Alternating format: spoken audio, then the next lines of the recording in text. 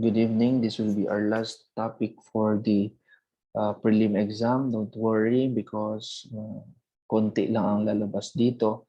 I'll give you pointers by the end of this lecture. So this is hemodynamic disorders, thromboembolic disease, and shock. So first, we define what is edema and what is effusion. No? Disorders that perturb cardiovascular, renal, or hepatic function are often marked by the accumulation of fluid in tissues termed as your edema, or in body cavities termed as your effusions. So pag there is accumulation of fluid within the tissues, in the interstitial tissue, edema ang tawag doon. However, when they occur in body cavities such as your pericardial, pleural, or abdominal cavity, they are termed as effusions. Elevated hydrostatic pressure or diminished colloid osmotic pressure disrupts this balance and results in increased movement of fluid out of the vessels. Later, I'm going to show you a cartoon with regards to the movement of water molecules. So if the net rate of fluid movement exceeds the rate of lymphatic drainage, fluid accumulates. Okay, the lymphatic drainage is part of the picture later that I'm going to show you. Now, within these tissues, it can result to edema, no? When the fluid accumulates, as I mentioned earlier. And if in the serosal surface, it can accumulate to the body cavities as an effusion. So remember that. So this is what I've been talking about, no? So total extracellular fluid volume, okay, is equal to hydrostatic pressure minus the sum of your colloid osmotic pressure and lymphatic drainage. So picture this out in the tissue, no? So this is the vessel, and this is the lymph vessel or the lymphatics. So this is the arterial end and this is the venous end. So remember that yung arrow, no? It is the movement of water, no? Movement of fluid across the blood vessel. So that is the hydrostatic pressure. So remember, it's the pressure exerted across the vessel wall, all right? While your plasma colloid oncotic pressure, also known as oncotic pressure, is the pressure exerted by your protein, mainly albumin. So this pressure, or the albumin or the protein, will actually draw water, okay? Albumin draws water, right? Kung saan yung albumin, kung saan yung protein, hilahin niya yung water papunta sa kanya, all right? Now, for example, when there is increased hydrostatic pressure, no, so there is net movement of water from the vessel wall to the interstitium. So pag nandun na sa interstitium, don't worry, meron tayong lymphatics which will reabsorb this fluid back into the circulation via the thoracic duct, no? So yung via hydrostatic pressure, again, papasok yung fluids dito sa lymph vessels natin and then back into the venous circulation. So any disruption or any perturbations with regard to your fluid hemostasis can result to either edema. Okay, so pwede may obstruction dito sa lymphatics. So once may obstruction dito sa lymphatics, hindi na maka-flow ang na-reabsorb na fluid back into the venous circulation. Therefore, hindi na siya makapasok dito. So ang mangyayari is mag-increase yung pressure, lalabas yung fluid to the interstitium. Remember that yung hydrostatic pressure natin can only function, or hydrostatic pressure moves from an area of higher pressure gradient, okay, or from higher pressure to a lower pressure. So merong movement against a pressure gradient. Kung saan mas mataas yung pressure, syempre magpo-flow siya doon towards the lower pressure, all right? So again, for example, by obstruction dito, syempre ang pressure dito mataas na. So ang mangyayari is that yung fluid natin ay from the higher pressure dito, kasi may obstruction dito, papalabas na dito sa interstitium. So the same as with your blood vessel, no? Kung may obstruction dito, syempre mataas yung pressure, hindi na maka-forward flow yung fluid or yung blood natin because may obstruction. Therefore, pupunta siya across the vessel wall. So just in the same case with your pag yung colloid natin or yung plasma colloid osmotic pressure of protein natin is decreased. Pag mababa dito yung protein sa vessel natin, so wala ng protein, so wala na maghihila ng blood. Wala nang maghihila ng fluid or ng water from the interstitium towards the vessel wall. So ang mangyayari is that water will goes out. Okay? So pupunta siya sa interstitium. Okay? And will cause edema. Alright, so ito yung edema natin, no? It results from the movement of fluid from the vasculature into the interstitial spaces of the interstitial tissue. The fluid may be protein poor, also known as transudate, or protein rich, which is your exudate. So ito yung edema natin, no?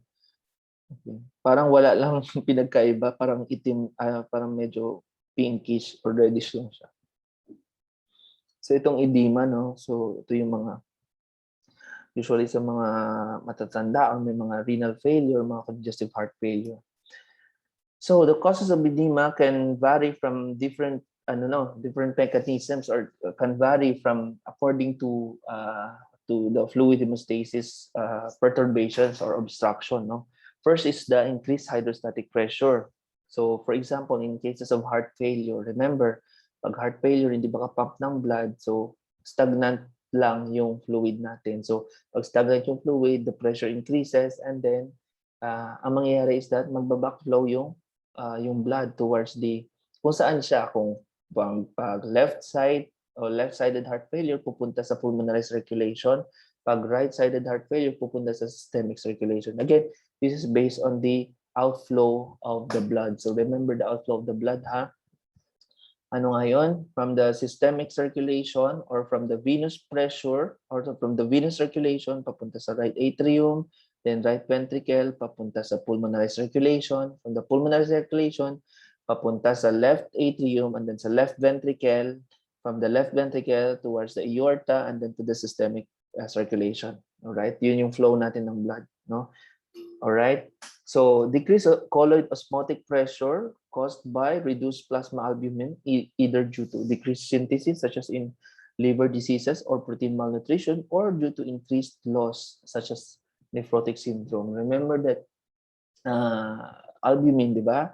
It draws water, no? Pag wala kang albumin or wala kang protein within the vessel wall, so wala man ang draw yung water. So mangyayari sa water will go out to the interstitium, producing your edema.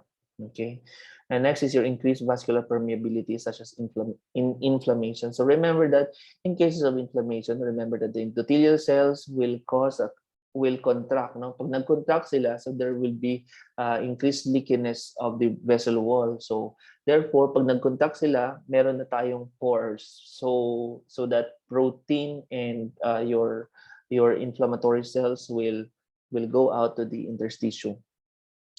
Although itong inflammation natin or increased vascular permeability is usually localized doon lang sa area kung saan nandoon, halimbawa kung saan ka na-sting ng bee, kung saan ka nasa lungsugan, for example, all right?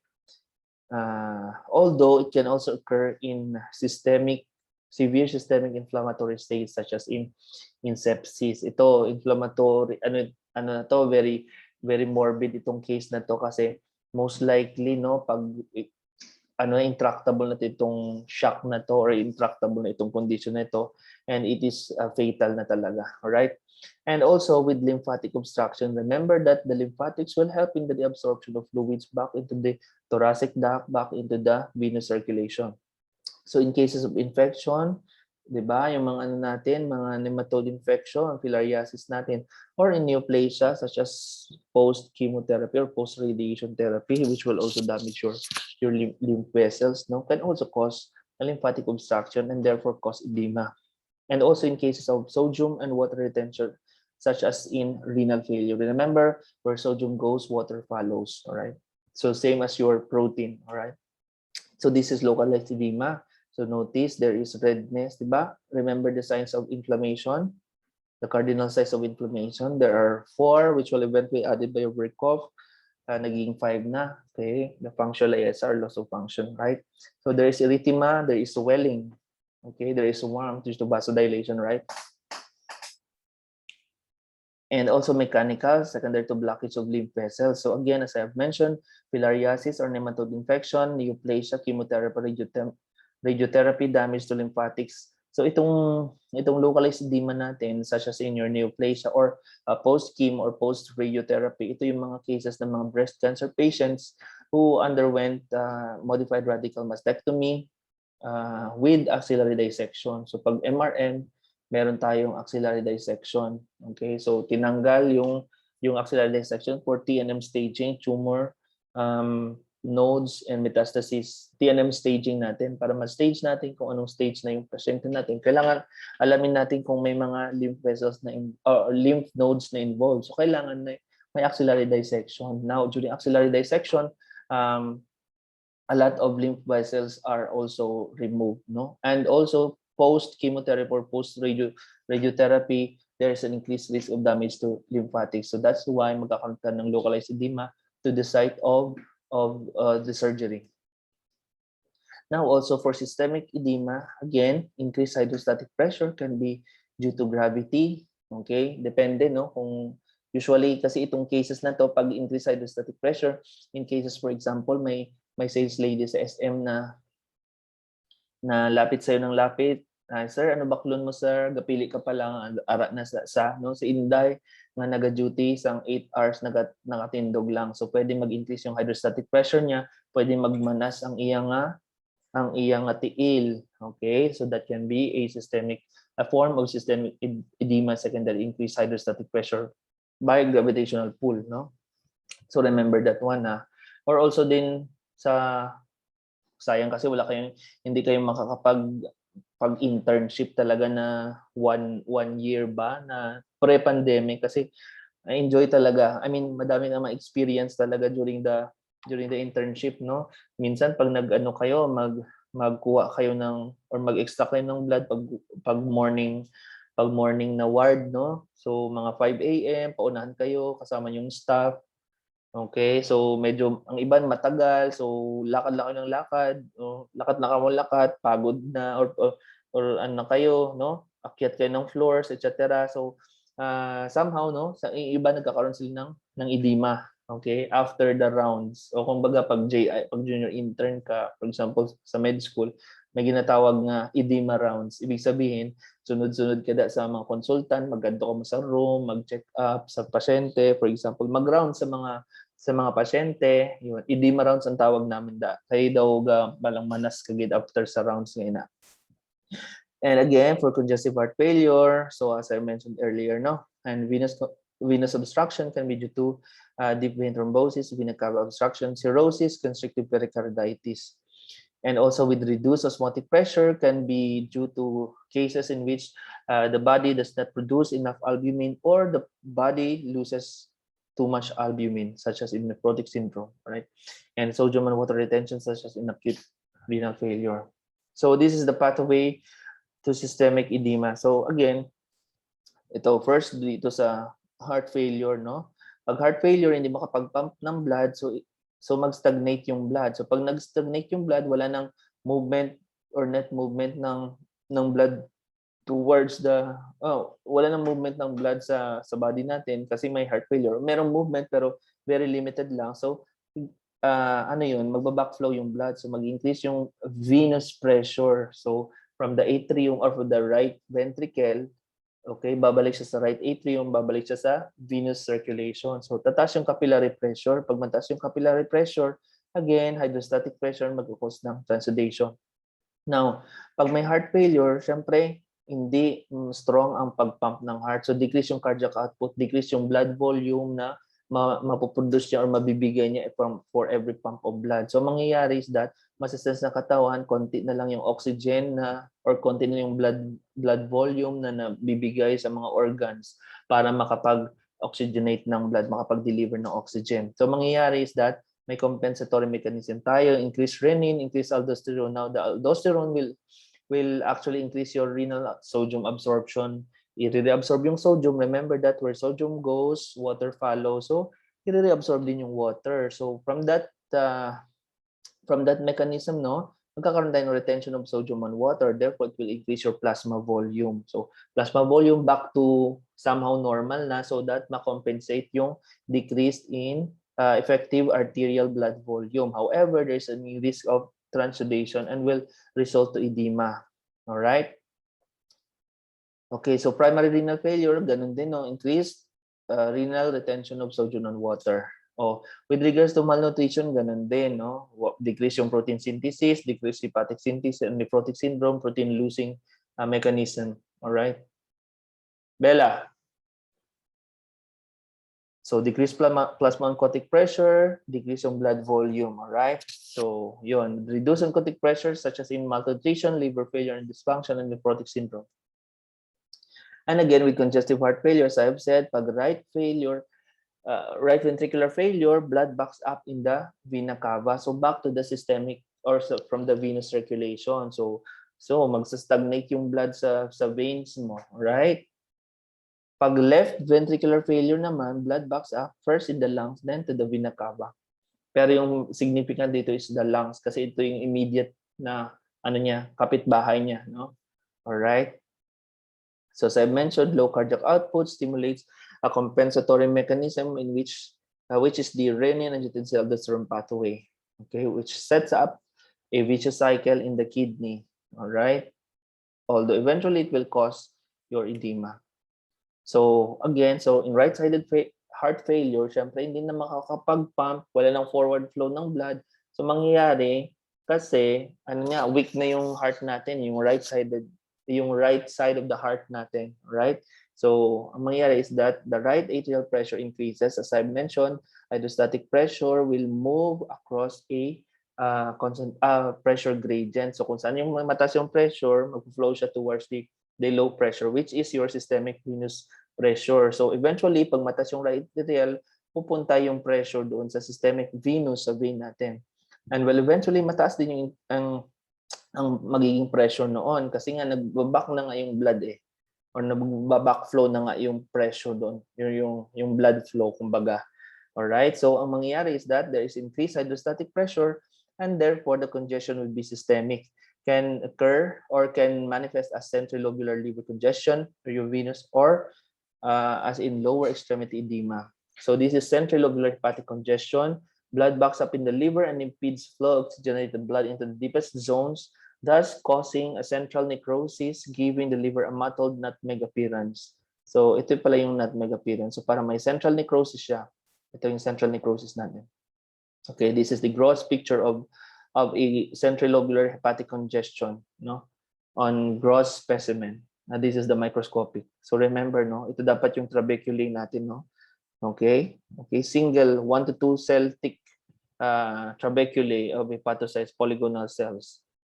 Pero ito nawalan na siya, no? Meron tayo necrosis. Okay.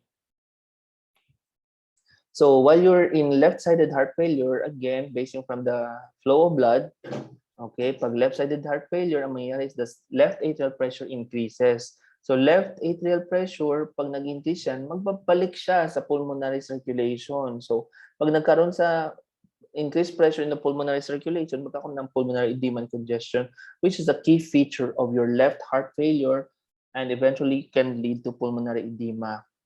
Okay, yung right atrial pressure natin, no initial change kasi malayo pa siya, nasa kabilang bakod pa siya. So yung immediate na effect talaga is on the pulmonary circulation, right? Kasi magkatabi sila ng left side of the heart, right? O yung backflow. So this is pulmonary edema. So remember, this is actually a micrograph of your lung tissue, okay? So this is itong mga spaces na to actually is your alveolus, no? One alveolus, alveolus, alveolus, alveolus. Okay, and these are your alveolar septum, no, composed of your pneumocytes, all right, and your capillaries. So remember that normally, no, wala ito dapat na pinkish material. So dapat puti lang ito kasi may gas lang dyan or air lang yun nandyan, all right? So ito, puno na siya ng fluid. So imagine, no, pag puno ng tubig ang iyong mga lungs, so hindi ka na makahinga. Usually sa mga congestive heart failure, yung mga patients natin, usually, di ba kinaklasify yan sila according to the degree or top niya. Ibig sabihin, kung ilan yung unan niya rest sila or makatulog sila ng mahimbing. Pila ka unlan ang ilang to pillow or top niya na hindi sila ba daw feeling na malunod. So remember, these were your lungs, no? So mahirapan ka talagang huminga. So this is pulmonary edema. And also in cases of chronic pulmonary congestion, blood will actually extravasate kasi remember that the septum or the alveolar septa, nandun yung mga blood vessels natin. Kasi aside from the air, kailangan ng oxygen kasi kailangan ng red blood cells na mag-flow doon so that the oxygen will diffuse across the alveolar septa. All right? So in cases na mag-extravasate yung blood, so meron tayong mga resident macrophages dyan. Okay, mga macrophages natin, it will eat up, magde-degenerate yung mga red cells, it will eat up the hemoglobin, okay? It will degrade, magiging hemosiderin, no? So ito yung mga hemosiderin-laden macrophages natin. And these are actually referred to as your heart failure cells. So pag nakita natin ito sa lung tissue, so there is chronic pulmonary congestion, which are actually sign of your heart failure. Okay? Or these are your heart failure cells. Kasi ibig sabihin, meron tayong problema sa right or sa left ventricle. Okay? Merong heart failure. Okay? Specifically your left ventricular heart failure. So with regards to hyperemia and congestion, hyperemia is an active process in which arterial dilatation, for example, size of inflammation leads to increase in blood flow. So again, di ba, signs of inflammation, hyperemia, merong redness, all right? Affected tissues turn red erythema because of increased delivery of oxygenated blood. All right? And then your congestion is a passive process resulting from reduced outflow of blood from a tissue. Can be systemic, such as cardiac failure, or localized, such as an isolated venous obstruction. So as a result, due to increased hydrostatic pressures, congestion commonly leads to edema. Mention natin. Next is we go to hemorrhage, no? So actually, hemorrhage can be classified according to the size, no? So hemorrhage can occur in the skin, mucous membranes, or serosal surfaces. So pag sinabi natin petechiae, these are tiny hemorrhages around 1 to 2 micrometers, like this one. So ito yung nakikita natin pag may dengue, may petechiae ka. Ganyan. So very, very small, okay? 1 to 2 millimeters. While your purpura, these are medium size, no? So usually around 3 mm to 1 cm. All right. While your ecchymosis, ito yung mga pasa na, no? More than 1 cm na yan, malalaki na yan, like this one. Ano naman yung hematoma? Hematoma is actually a collection of blood in an organ or tissue. So subcutaneous, no? Pag nauntog ka or nasuntok ka like this one, yan, dugo yan in between, nagsisip in sa vessel or nagsisip in dito sa subcutaneous tissue natin. So remember that hinahayaan lang yan yung hematoma. So it will form, kasi degradation of hemoglobin yan eh. Nagpo-form, di ba? Parang nag-yellow, tapos nagpo-purple. Due to, degradation of your hemoglobin. So color changing yan. Alright? Or sometimes, di ba, pag hindi hematoma, sometimes pag bukol, di ba? Pag bukol, diba pag nabunggo ka, may bukol, actually it's the interstitial fluid yun. Secondary to local inflammation yun. Alright? Hindi yun hematoma, pero a collection of fluid yun in the subcutaneous tissue. Pero pag sinabing hematoma, it's the collection of blood. Right? So hematoma can occur in different parts, no, of the body. For example, in the thorax, hemothorax. In the peritoneum, hemopericardium. In the pericardium, hemarthrosis, if it occurs in the joint. All right. So next is your hemostasis, no? Actually, you have actually learned this in your hematology, all right? So remember, the hemostasis is a precisely orchestrated process which involves your platelets, clotting factors, and endothelium that occurs at the site of vascular injury and culminates in the formation of a blood clot which serves to prevent or limit the extent of bleeding. Remember that the key regulators in your hemostasis are endothelial cells and platelets. Although some of the plasma proteins or some of the plasma proteins or even cells, no, within the vasculature or within the blood vessels or in the blood are also important, but the key regulators are are the two, okay? Endothelial cells and platelets. So arterial vasoconstriction, remember this is the first event, very, very short, okay, very immediate event in acute inflammation. So it occurs immediately and markedly reduces blood flow to the injured site. All right, there is arterial vasoconstriction, which is actually a reflex neurogenic mechanism. Okay, secondary to local secretion of your endothelium, which is a potent endothelium-derived vasoconstrictor. So very transient lang ito, no? Para ano ba? Para medyo to limit the bleeding, no? To limit the bleeding. Okay? Until kasi normally, no? Normally kasi mag-ano talaga 'yun, mag-activate yung platelets and your coagulation factors which will make topple the wound or the injury, all right? Kaya very transient lang itong arterial vasoconstriction. So this is a site of injury. There is reflex vasoconstriction. Endothelin is released, which causes your vasoconstriction. So very transient lang siya until there is more recruitment of your platelets toward the site. Okay.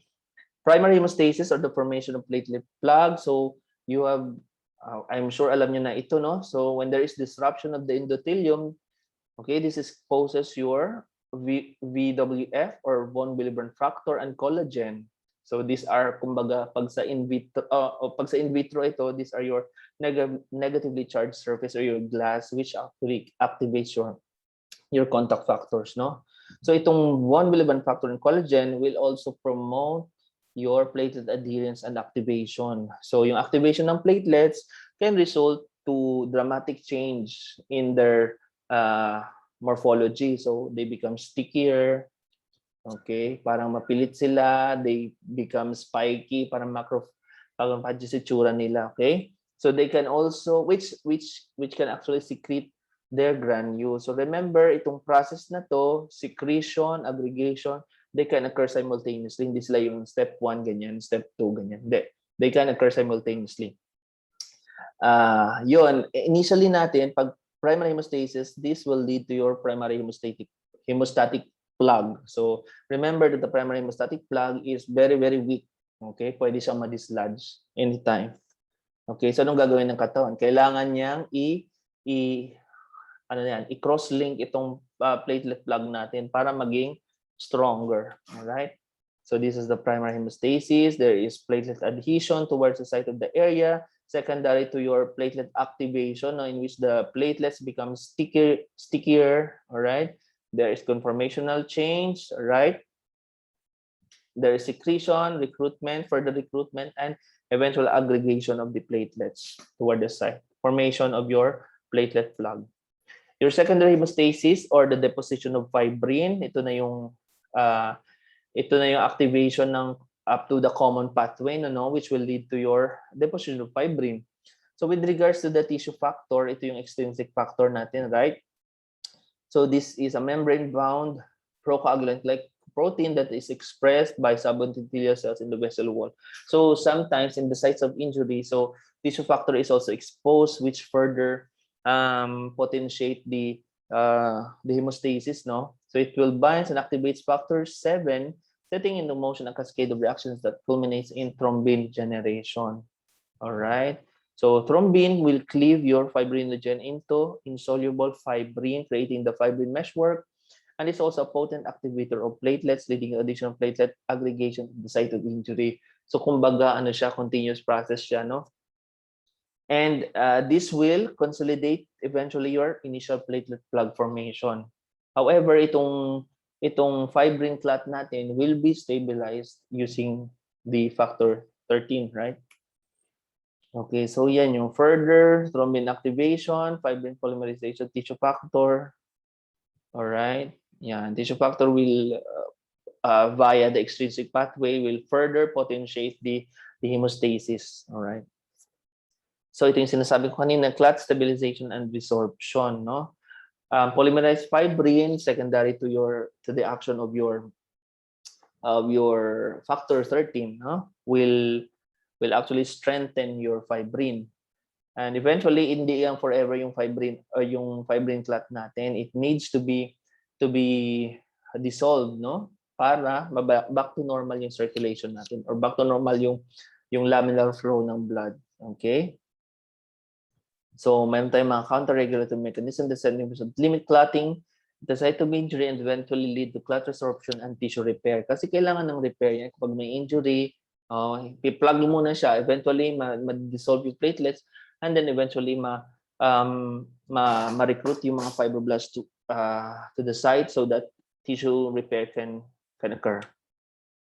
All right, so this one, release of TPA, tissue plasminogen activator, which will cause fibrinolysis, thrombomodulin, which blocks coagulation cascade so that it could be dissolved and therefore promote healing of this injured part or area of the vessel wall. All right. So the coagulation cascade, a series of amplifying enzymatic reactions that leads to the deposition of insoluble fibrin clot. Remember, parang ano ito, parang sa pancreatic enzymes natin, they are zymogens, they are inactive. Okay? Inactive sila, pero once na ma-activate sila, they can culminate into a series of cascade of reaction, which will very strong, very exponential yung yung effect. Kasi nagpo-potentiate, alam mo yun, parang nagagalamay-galamay sila. Kaya very tong coagulation cascade, it's a kumbaga parang orchestra, no? Parang naka-synchronize lahat, no? Ito gagawin mo, ganyan, blah blah blah. All right? So this is clotting in the laboratory, as I have mentioned, no? So in the laboratory, yung mga negatively charged surface such as your glass, so it will activate your intrinsic pathway, which is your contact factor, stage 1 factor, 12, 11, 9, 8. So tandaan nyo na, intrinsic, 12, 11, 9, 8. Extrinsic, 7, 3. Common pathway, 10, 5 to 1. Alright? So yan lang yung tatandaan nyo yan. Okay, so this is in vivo naman. With regards to the tissue factor, the extrinsic pathway, no? 3 or 7, factor 7, factor 3. Then will eventually lead to your activation of common pathway, 10, 5 to 1. Okay, so the extrinsic pathway, it is assessed by the prothrombin time. So this assesses the function of the proteins in the extrinsic pathway and the common pathway. So extrinsic pathway natin is 7, 7, 3, 10, 5 to 1. Okay, 10, 5 to 1 is the common pathway. While your intrinsic pathway or the PTT, ito ini-screen natin itong intrinsic pathway and the common pathway. So I'm sure in your hematology, malalaman nyo yan kung saan yung coagulation factor deficiency, no? By cancel nyo lang yan, diba? Basta malalaman nyo in your hematology. But with regards to our subject matter, to MLS 114, we are limited to this one now, no? All right. Okay, conversion of fibrinogen to cross-linked fibrin, as I mentioned, is the factor 13. All right. And remember that thrombin has different activities then, or different effects than it. Number one, platelet activation. Thrombin is a potent inducer of platelet activation aggregation through its ability to activate protease activase receptors that will linking platelet to coagulation. Aside from that, it has pro-inflammatory effects, no? So remember that PARs express inflammatory cells in the other cell types, and activation of these receptors by thrombin ability to mediate pro-inflammatory factors that contribute to tissue repair and angiogenesis. Okay. And also, we have the endothelium modulation of clotting. Remember that endothelium natin, parang ano yan, parang balance yan. Meron siyang antithrombotic properties, meron siyang prothrombotic properties.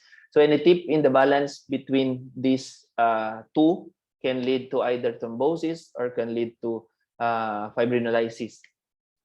All right, so with regards to antithrombotic properties of your endothelium, we have the antiplatelet effects. Remember the prostacyclin and nitric oxide. So source natin dyan is endothelium. Okay, this inhibit your platelet aggregation, and also ADPase will degrade your ADP. Remember that ADP will cause your platelet aggregation, and also it has anticoagulant effects. Remember that heparin-like cofactors can mediate the antithrombin 3, which will further inactivate your thrombin. So wala ka ng coagulation. And also thrombomodulin, which converts thrombin to an anticoagulant enzyme that activates protein. So yon, pwede din siyang fibrinolytic effects in that TPA activates plasmin which promotes lysis of clots. So ito yung how the endothelium inhibits your thrombosis or nandun yung antithrombotic properties nila.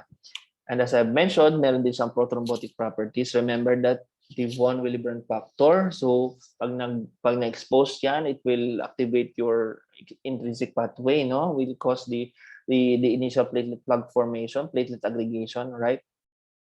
And also tissue factor, which activates the clotting cascade, which will actually potentiate this one, no? The von Willebrand factor, the platelet aggregation. And then yung plasminogen activator inhibitors or the PAIs or PIs prevents cleavage plasminogen of active plasmin, thus inhibiting your fibrinolysis. So pag na-inhibit yung fibrinolysis, walang clot dissolution, nandun lang yung clot. So therefore thrombotic. Okay.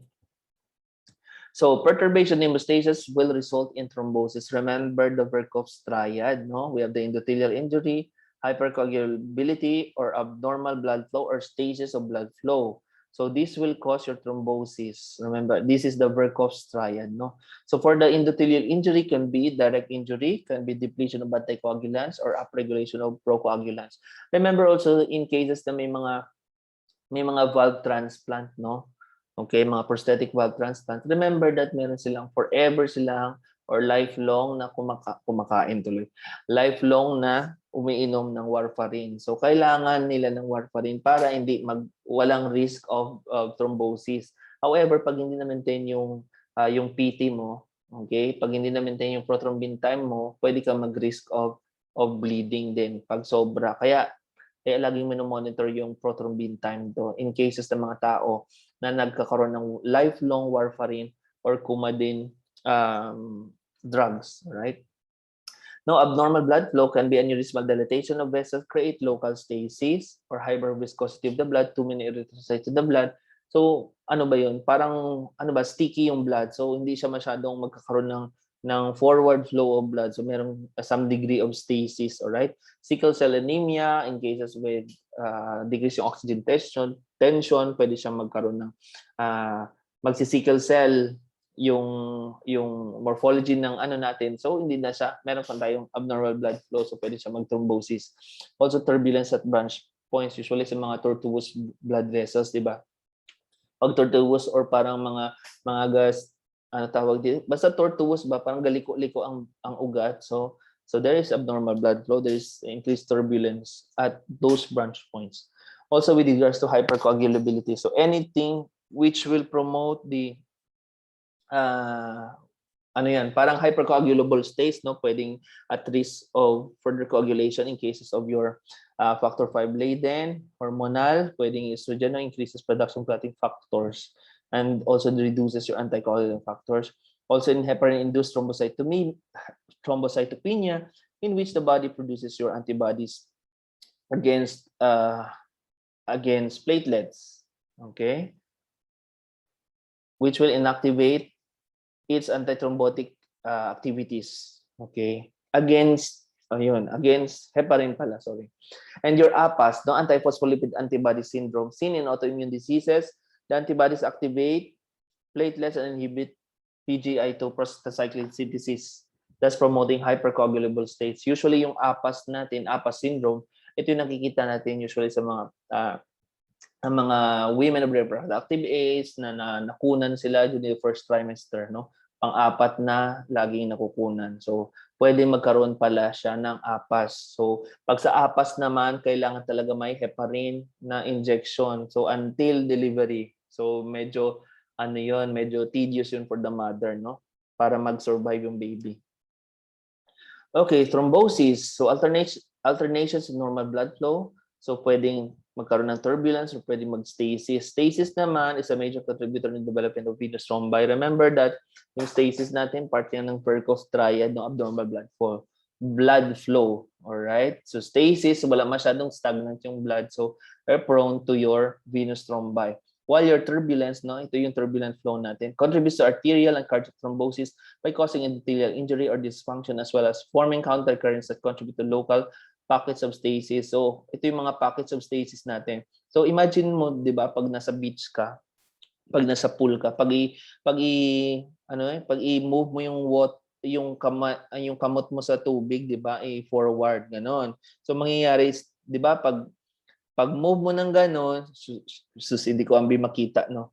Pag move mo ng kamot mo sa tubig, 'di ba, mag-swirl yung tubig sa gilid pero magfo-forward movement yung fluid doon. So yung pag-swirl ng fluid sa side ng kamot mo, 'di ba, parang medyo hinay, parang medyo stagnant yung fluid, yung pag-swirl ng fluid sa gilid. So yun yung sinasawag nating countercurrents, okay, or local pockets of stasis ng blood flow. So ganun din yun pag sub-vessel. Ito yung laminal flow. This is the normal flow of blood. Okay, forward movement of blood. Okay, okay na yan. Okay, hypercoagulable states. Ito yung tinatawag natin kanina, yung factor 5 Leiden mutation, prothrombin mutation, increase, blah, blah, blah. This will not come out in the exam. Huwag kayong mag-alala. Alright. So the fate of thrombus, remember that thrombus pwede siyang 4 of this one, no? 4 of the following phase, no? First is dissolution. Pwede siyang ma-dissolve, secondary to the fibrinolytic activity of the body, all right, which completely clears the thrombus. So pag na-dissolve na, back to normal, sige, back to work na tayo, all right. And also it can organize or recanalize, such as this one, no? Nag-reorganize siya kasi nagkaroon tayo ng inflammation and fibrosis. So remember this one, no? Napuno na yung natin, yung vessel wall natin. Okay? Wala na, naging fibrotic na siya. Nag-organize na yung clot or yung thrombus natin, no? However, pwede siya during organization, pwede siya magkaroon ng lumen dyan, which is known as your recanalization. So pwede siya, hindi siya yung original na lumen, pwede dito sa gilid. Alright? Pero ito kasi wala pang lumen, walang recanalization, but only organization. So it can organize and recanalize, or tinatawag niya incorporation, right? And third, it can propagate. So ibig sabihin, active pa din yung platelet aggregation natin. Hala, sige, recruit ng platelets that may eventually occlude the vessel lumen. That's propagation. And then lastly, the most dreaded complication of your thrombus or fate of your thrombus is your embolization, in which the thrombi may break off and plug at a distant site. So pwede silang ma-stuck into other areas. So later I'm going to discuss this one. No, we have venous and arterial thrombosis. Pag sinabi natin venous thrombosis can be superficial or deep. Superficial, very common, your varicose veins, which may cause your local edema, pain, and perhaps ulceration. They rarely embolize. So hindi talaga nag-embolize, no? Yung mga guray-guray na ugad sa aton nga batiis, tiil, no? And also for your deep vein thrombosis naman, they rarely cause local pain due to collaterals. May collateral circulation kasi. But oftenly, they embolize with significant consequences, some of which are fatal, all right? And your arterial thrombosis can be atherosclerosis or mural thrombosis. Pag sinabi niya atherosclerosis, of course, the rupture of plaques induces clotting and occlusion of vessels. And for mural thrombosis, pag sinabing mural wall, no? Ito yung post-infarction or post-infection damage to the lining of the heart. So pwedeng sa endocardium, no? Formation of clots that break off and plug at a distant site. So pwede yan sa brain, pwede siyang sa stroke, no? Pwede yung ganon. Okay? From the mural, from the wall, or from the endocardium of the heart. Now, for embolism, as I have said, no, embolism is actually a detached mass of a detached thrombus that is carried to a distant site from its origin. For example, there are different types of embolism. No? First is your fat embolism. So, bone marrow or soft tissue trauma releases adipocytes into the blood that can plug distant sites. So, such as this one, no? You have seen, remember in your histology, the fats or adipocytes, these are clear cells with the nuclear pushed towards the side kasi nga fat ito na dissolve sila during the tissue processing, which will dissolve mga non-polar solvent natin, which will dissolve your fat. Alright. Okay, what your air naman, air embolism due to rapid depressurization causes gas to bubble out of solution. So ito yung mga scuba divers, 'di ba? Pag rapid yung ano nila, rapid yung ascent nila from galing sa baba, no? Nag-scuba diving. So dapat hindi bigla-bigla yung pagbutwa nila kasi pag bigla-bigla yung pagbutwa nila, there is increased risk of your air embolism, which can cause can block vessels, causing infarction in muscles, brain, and other organs. So remember that, no? Pag nag-scuba diving kayo, okay, very dapat ano lang tabat yung descent, yung ascent nyo, no? From sa pagbutwa nyo, very slowly lang. And also your amniotic fluid trauma during childbirth may allow amniotic fluid and its contents such as dead skin cells, mucus to enter maternal circulation and cause remote blockages. So ito yung mga squames, no? All right? Squames ng amniotic fluid natin. So ito yung galing sa baby or dead skin cells ito. All right? So remember pag fat, usually pag may trauma, okay? For example, nasagasaan bang? Nasagasaan, all right? Lalo na pag may mga bone involvement, so yung marrow napunta sa blood vessel, so nag-cause ng embolus. Thromboembolism causes blockage derived from a thrombus. Embolism causing blockage is derived Embolism causing blockage is derived from a thrombus. So we have pulmonary thromboembolism or systemic thromboembolism. Remember, no? Pulmonary thromboembolism is thrombus, usually a DVT. Ito yung sinasabi natin kanina.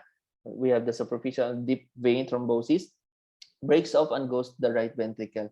From there, it's pumped to the lungs and blocks pulmonary arteries. Ito yung dreaded complication ng deep vein thrombosis natin. The problem at first is not ischemia itself, but instead, that this blood is not oxygenated, thus return to the heart, thus eventually causing systemic ischemia. So very fatal ito, no? Pag nag-dislodge or pag na-stuck yung thromboembolus natin dun sa pulmonary arteries.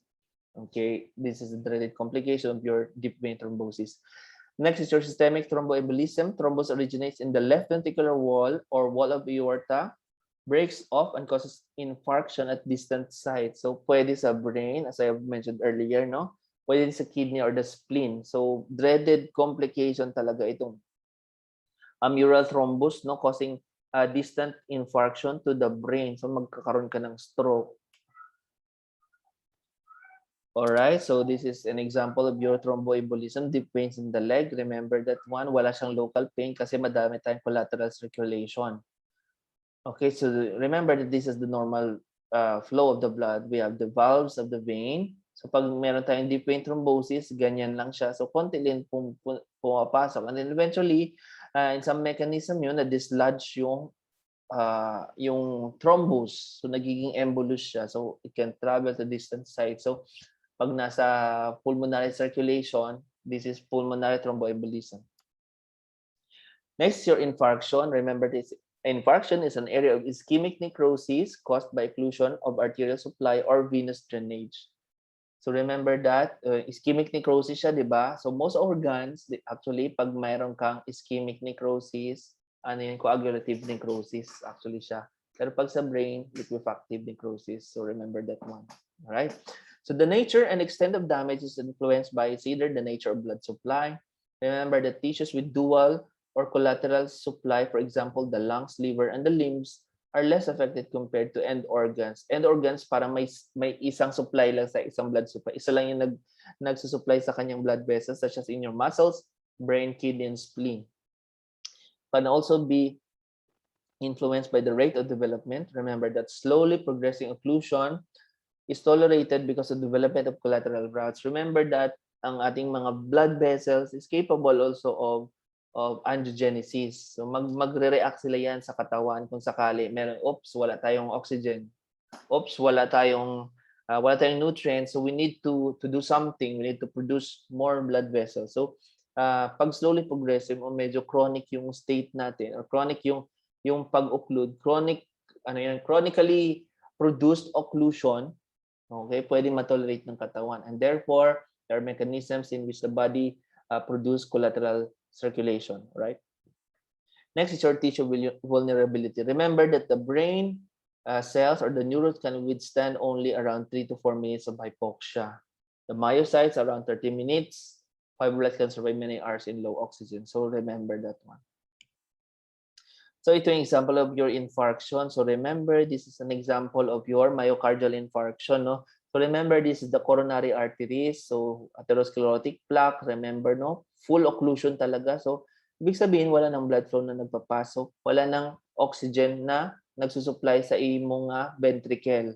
Kaya magkakaroon ka ng infarction. So pagkakaroon ka ng infarction, hindi makakapag-pump yung blood mo.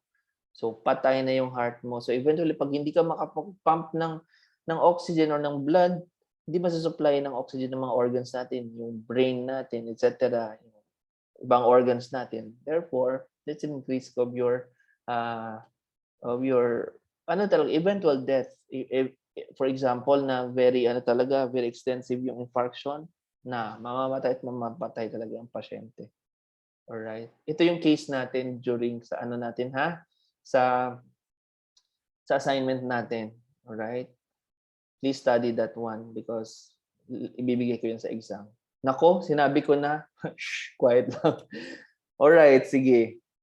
Factors that influence infarct development, anatomy of the vascular supply, the rate of occlusion. I have mentioned this already, no? Vascular supply, whether dual supply or end artery, right? Remember also that infarcts caused by venous occlusion are occurring in spongy tissues with dual blood supply and where blood can collect typically are called hemorrhagic or red. For example, sa lung, di ba? Spongy siya. So pag may infarct doon, magko-collect talaga yung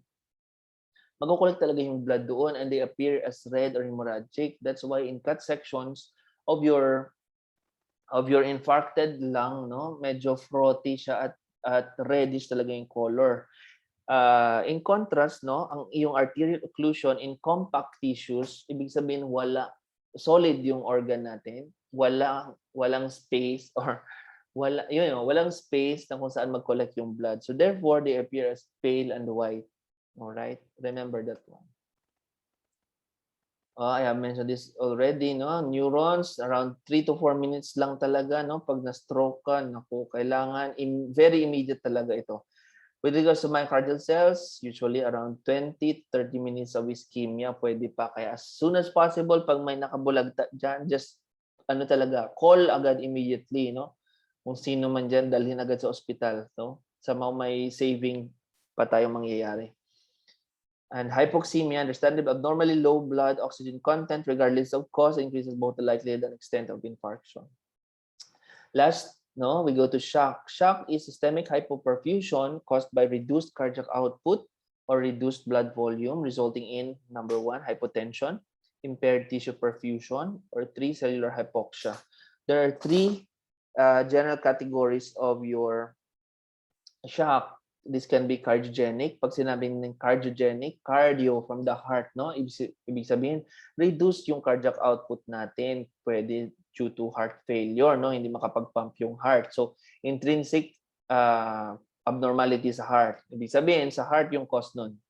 Heart muscle, all right? And also, we have hypovolemic. Pag hypovolemic, mababa yung volume, reduced blood volume, which can be due to the following, no? Can be blood loss, excessive blood loss, hemorrhagic, or can be neurogenic, vasodilation following nerve cord injury. So vasodilate, reduce yung blood volume mo. Anaphylactic, systemic vasodilation, respiratory insufficiency. All right? So, yon. And lastly, can be septic, overreactive inflammatory response to infection. So ito yung talagang meron kang systemic inflammatory response syndrome, SIRS. All right? So ito yung mga type of shock natin. Example ng type ng shocks natin. First is your cardiogenic shock, can be myocardial infarction, so hindi makapag-pump. Ventricular rupture, so na-rupture ventricle natin. So, syempre, hindi na makakapag-pump. Arrhythmia, so there is a problem sa electrical conductivity of the myocytes. Okay? Hindi na siya rhythmic yung pag-pump mo. and cardiac tamponade. So hindi makapag-pump kasi merong hemothorax around or merong nagli-limit ng contraction ng heart. Meron kang hemothorax or meron kang hemopericardium, for example. And then your pulmonary embolism. So these are example of your cardionetic shock. So failure of myocardial pump resulting to intrinsic myocardial damage, extrinsic compression or obstruction to blood flow. Next, your hypovolemic can be fluid loss, etc., or inadequate blood or plasma volume. So can be hemorrhage, vomiting, diarrhea, burns, or trauma.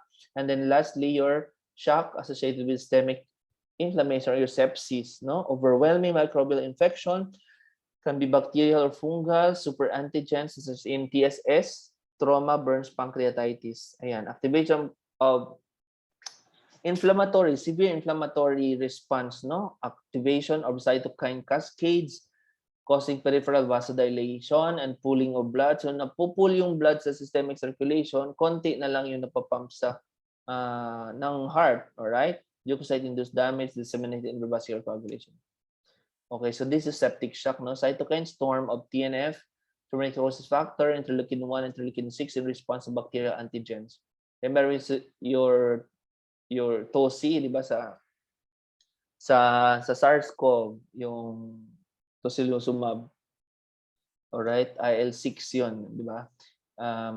Yon, in response to bacterial antigens, usually lipopolysaccharides from gram-negative bacteria, will result in your systemic vasodilation, so mapupul yung blood sa systemic circulation, reduced cardiac contractility, there is widespread endothelial injury and activation, and there is systemic activation clotting cascade causing your disseminated intravascular coagulation or DIC. All right.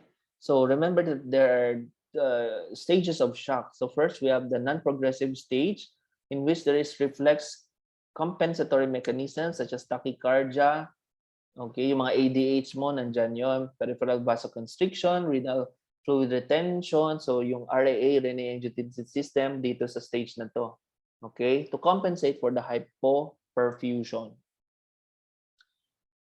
All right, so yan, shallow, weak, rapid pulse, rapid breathing, and full clammy skin. The exception is septic shock that may present with flushing due to widespread inflammatory response. Next is your progressive stage in which there is metabolic lactic acidosis, blood vasomotor response, and blood starts to pool in the peripheral tissues, increasing hypercoagulative risk, in which the vital organs perfused less and begin to fail. So started to fail na siya. And then eventually, the final stage, which is an irreversible stage, is there is widespread tissue necrosis, induces systemic inflammatory response, vasodilatation, reduced cardiac function, and acute renal failure. Remember, pag nagkaroon tayo ng tissue necrosis, of course, the cells are damaged. So pag na-release yung mga enzymes natin, for example, yung LDH, increase na yung LDH sa system, that is actually a sign of your irreversible damage or a reversible stage of your shock. And now the clinical sequences of shock, of course, we have the hypovolemic and cardiogenic shock. The patients present with hypotension, a weak rapid pulse, tachypnea, okay, rapid breathing, okay, and cool, clammy, cyanotic skin.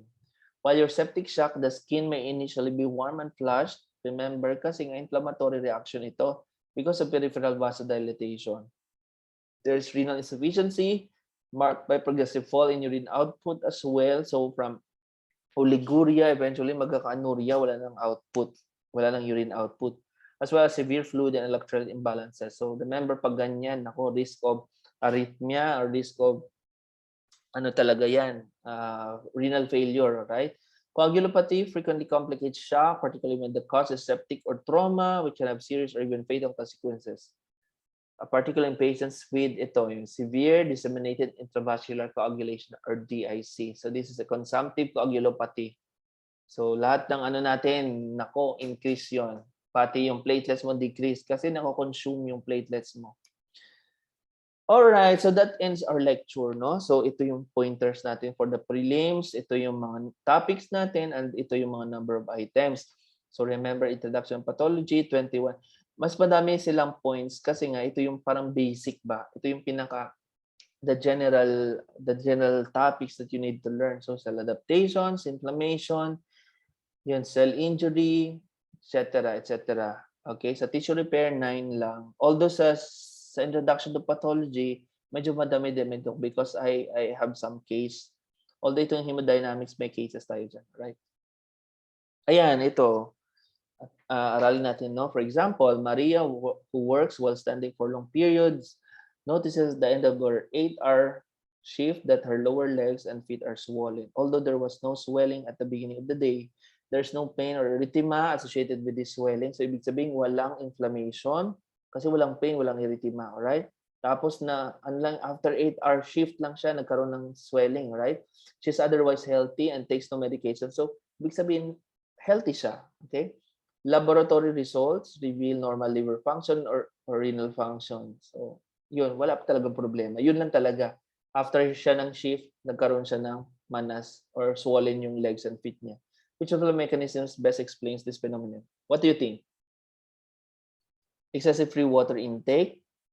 Hindi. Hypoalbuminemia, normal nga yung ano niya, liver function, tsaka renal function niya.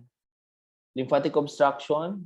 No. Secondary aldosteronism? Wala. Increased hydrostatic pressure? Yes. Okay. Remember, secondary to gravity? As I mentioned kanina, di ba? Yung mga taga-SM na si Ate Girl, di ba? Okay. Increased hydrostatic pressure kasi nga, increase yung pressure secondary to gravitational pull. So the fluid will leak out of the vessels towards, or will leak out from the blood vessel towards the interstitial tissues. Tony was diagnosed with cancer in her left breast, underwent a mastectomy with axillary lymph node dissection. Remember, these are example of your questions during the prelims. No? Post-operatively, she develops marked swelling of the left arm, and the types persisted for 6 months. Now, on physical examination, her temperature is 36.9, which is normal, afebrile. Her left arm is non-tender or erythematous and is not painful with movement or to touch, but it's enlarged with a doughy consistency. Which of the following is the most likely mechanism of these findings? So what do you think? Is it cellulitis? Remember, cellulitis, inflammation yan, itis eh. Okay, wala tayong no tenderness, no erythematous, not painful. So cross out to 9. Is this congestive heart failure? Do you think?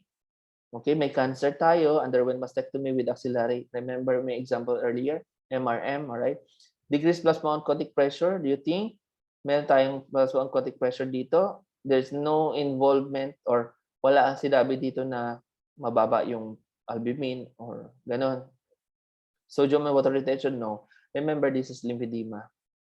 Okay, in cases with post-MRM, usually chemotherapy or radiotherapy. So, pwedeng ma-destroy yung lymph vessels natin. Aling Nena, 94-year-old woman, has dyspnea and is increasing cough with frothy sputum production over the past month and maintained on antihypertensives. So, remember this one. She's afebrile. So, afebrile siya, wala siyang inflammation, etc. or pneumonia. A chest radiograph shows cardiomegaly.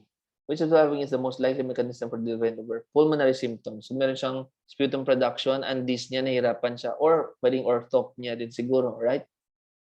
Can this be decreased sodium intake? Okay, hindi naman sinabi. Hypoalbuminemia. Can this be inflammation? Remember, the patient is afebrile. So that's how you analyze the question. Ha? Pulmonary venous obstruction. May sinabi ba dito na meron siyang pulmonary venous, meron bang sinabi dito na meron siyang left-sided heart failure? Meron ba dito sinabi na meron siyang heart failure cells, pulmonary edema, etc. Okay? And normal siya. Okay? Maintain on hypertensives, no? Except just for the frothy sputum. So this is again increased hydrostatic pressure. So yun, left ventricular left ventricular pressure, okay, from the left ventricular pressure, okay, left ventricular failure, for example, okay, pero normal lang yan sa increased hydrostatic pressure kasi hindi pa to nag-normal, medyo may cardiomegaly lang siya, okay, ibig sabihin going towards heart failure na siya actually. Alright? Pero increased hydrostatic pressure yung pag may pag may heart failure. Remember that. Next, Balmond is cutting wood alone in the forest and incurs deep cut to his leg from his chainsaw. He loses a large amount of blood. Is not found until the next day. A marked increase in which of the following blood analytes is most likely to indicate that he has reached an irreversible stage of shock. Remember, we have non-progressive, progressive, and irreversible stage of shock. Remember, pag sa non-progressive, ito yung mga initial mechanism natin, no? So, yung mga catecholamines, ADH bicarbonate, all right? But in case of time when there is irreversible stage of shock, there is already necrosis, tissue necrosis. Ibig sabihin may cell death. And when the cell dies, syempre mamamatay siya. Pag patay niya, mag-leak yung mga contents natin, including your enzymes, including yung lactate dehydrogenases. Alright? So ito yung aralin nyo ha, in your case natin dun sa exam. Example, no? For example, Granger sought medical care at the hospital due to, ito yung assignment natin. Due to severe chest pain lasting for 24 hours, the patient was aware of being hypertensive and was a smoker. Without any prior symptoms, he started to have severe chest pain and sought emergency medical care after about 24 hours due to pain persistence. Okay, chest pain. During the course of the ward, the man dies and postmortem examination was done. Histomorphologic findings revealed the left ventricular wall with tan cream areas not marked by triphenyltetrazoline chloride stain. So remember yung stain na to, hindi niya i-mark yung mga non-viable cells. I-mark niya yung mga living cells. So ibig sabihin, or yung living tissue, ibig sabihin hindi na ma-mark are areas of your infarction. The coronary arteries are severely atherosclerotic with complete luminal obstruction. Microscopic findings reveal areas of neutrophilic infiltrates and a few interstitial fibrosis consistent with myocardial infarction. So the decreased oxygen brought about by the coronary artery occlusion is the reason for the demise of the patient. So ito yung, alamin nyo lang yung four aspects of disease process, no? So pag sinabi ng etiology, ito yung cause ng sakit niya or cause ng demise ng patient. For example, yung case natin is a case of your myocardial infarction. Nakasulat na dito case of your myocardial infarction. So myocardial infarction, ano yung cause ng myocardial infarction niya? So bakit nagkaroon ng infarction sa iyang myocardium? So remember infarction, di ba? Ano bang cause ng infarction natin? Okay. Anong cause ng infarction natin? Alright. Okay. That's the cause of your infarction. So, pag nasulat nyo yan dyan, check na yan. Alright. Okay. So, ang pathogenesis naman, i-describe nyo na ang paano nagkaroon ng infarction. So, pwede nyo sabihin ito, blah, blah, blah, na ito, meron tayong ganyan-ganyan. Okay. Paano nangyari? Paano nagkaroon? Basta you just explain how the patient died or how myocardial infarction